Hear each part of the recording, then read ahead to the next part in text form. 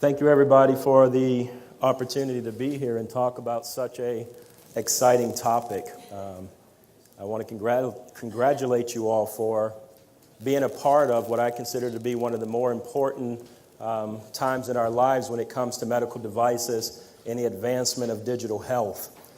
To make that possible, there are several things that we need to consider. And in the bigger scheme of things, we consider this whole revolution to be a part of Industrial 4.0, or the Internet of Things. And within there are some concerns over cybersecurity that we'll briefly go over before we get to our panel discussion. The FDA has one rule when it comes to medical devices that they've already put in place outside of some recently communicated guidelines, and that one rule is design with cybersecurity in mind. Now, I don't know about you, but that's not a whole lot of guidance. And so through that process, we're going to walk you through some of what that looks like. So as we focus on bringing clarity to the Internet of Things, it's important for me to point out that being a member of Intertech, we focus on testing, inspection, and certification of products across a gamut of services and industries. Medical devices, pharmaceuticals so happen to be a part of it. But our focus is really to be a contributor to the advancement of this exciting technology. We believe strongly that this technology will improve the quality of life and extend for many, what we have as life expectancy, and also help cure some of the things that ail us with our healthcare system here in the U.S. So what does it look like? As we see it, the Internet of Things takes on four key areas: performance, connectivity, certification components that are required, and more importantly to this panel and this discussion, software. And within there, we'll focus in on cybersecurity because it's much more than just a buzzword. So what exactly is it, and what can we do about it? First, we should talk about what's at risk. These statistics are published by IBM, not something that we've created, but it's really important to understand what's taking place in this market. 95% of breaches involved harvesting of credentials, not just command and control, but getting in through a portal or a device and getting further into the systems and the databases and other elements of your network so that they can take control, potentially as ransomware. 80% of malware is unique to an organization, and 95% of that malware is present in systems for less than 1 month. The message in all of that simply says that those that are intending to do harm, those breachers, those hackers, they're not resting. They're consistently moving forward, trying to find new ways. And then the average cost of a single breach is about $4 million. So for those that are here today looking for venture capitalists and investment, or for those that work for established companies, it's critically important that you respect and understand that a potential breach, just the rumor of a breach, could lead to significant cost. Example, or Exhibit A as we would say, St. Jude Medical. An unproven claim by an investment group said that they had encountered a cyber breach. Their stock dropped 4.95% in 1 day. It so happened to take place while they were in a negotiation with Abbott Laboratories to be acquired for $25 billion. Not proven, just the concept of it drove a drop of a significant proportion.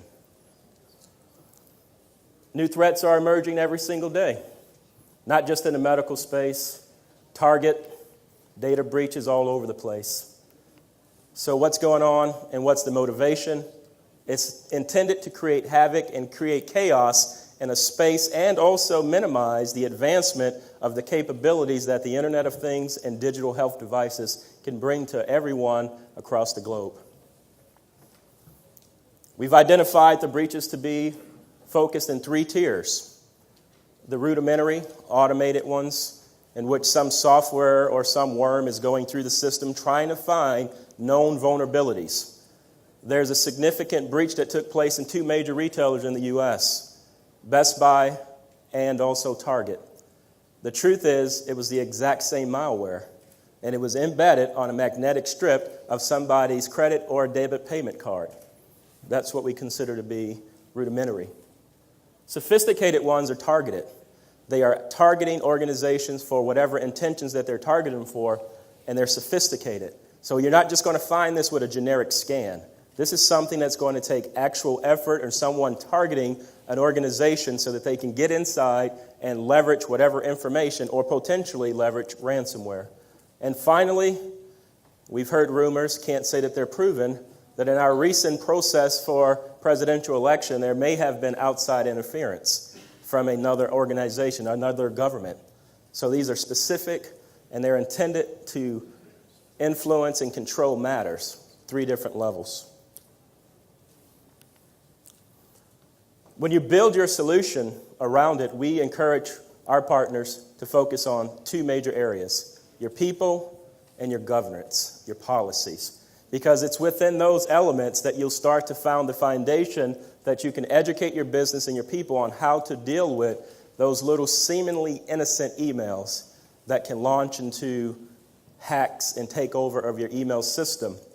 There's a recently published video by Cisco in which they go through a dramatization of a simple message of someone sending an email that appeared to come from the CEO.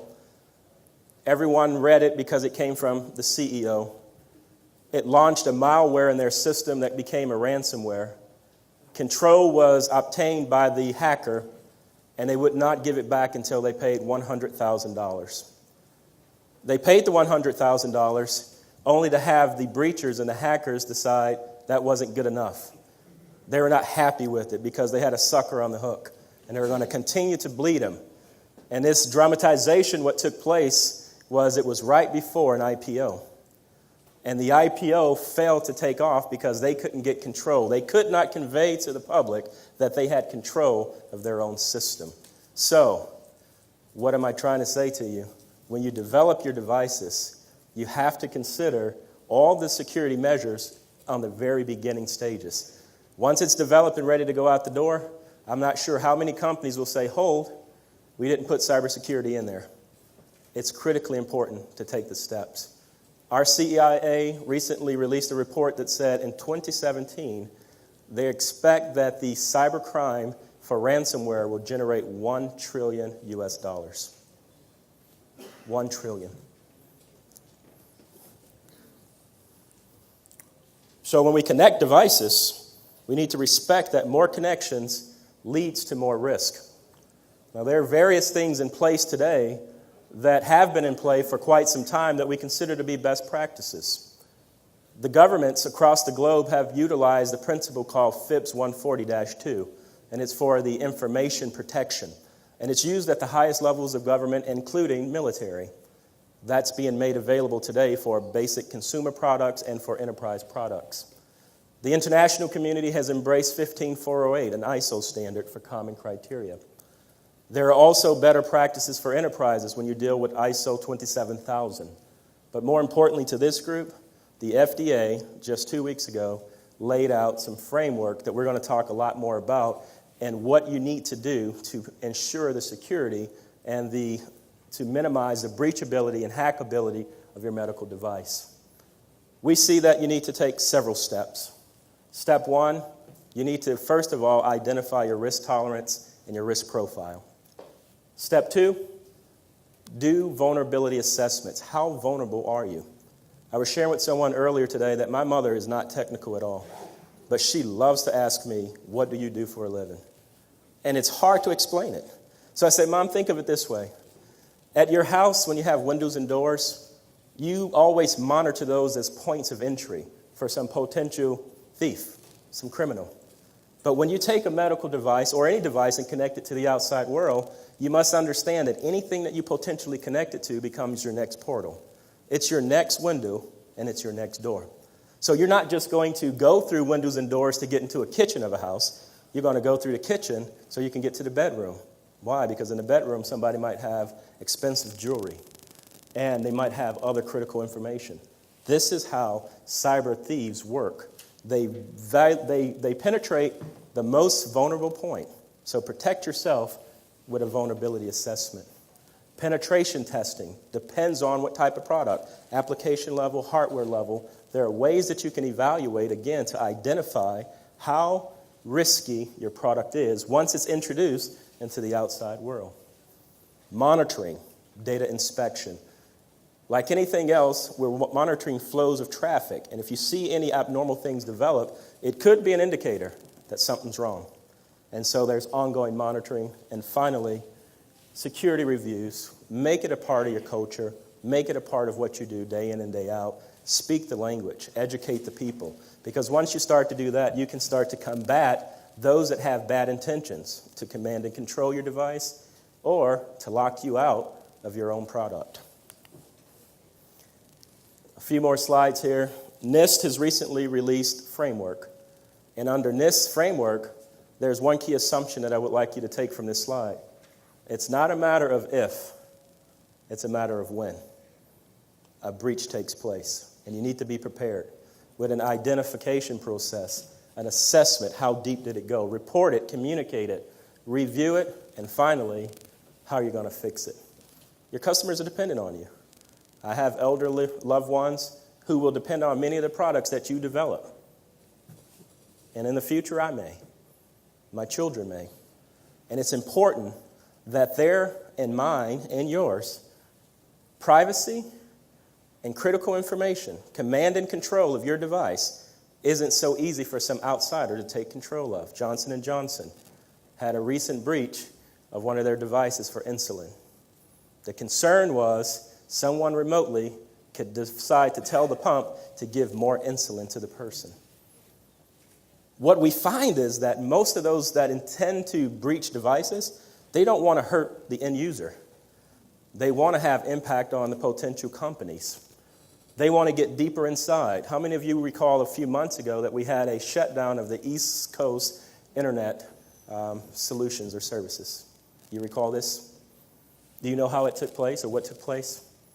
Simple, everyday devices were used to flood the DNS, overloading its capability to point people in the right direction. So if you went to a website, it sent you to something that wasn't the proper website because they used everyday data just to flood it. They entered into these simple devices to create havoc just because they could. That's the mentality of the people that we're dealing with when we develop devices and products that need to be aware of those that have these intentions. Finally, I love to end things on a humorous note. As we seek to get more connected, we want you to be more protected. And that's so important because we want to advance. We don't want to live in a bubble. We don't want to hide. We don't want to limit our commitment to advancing our cause. But the truth is, we need to be aware of the risk. Thank you for your time.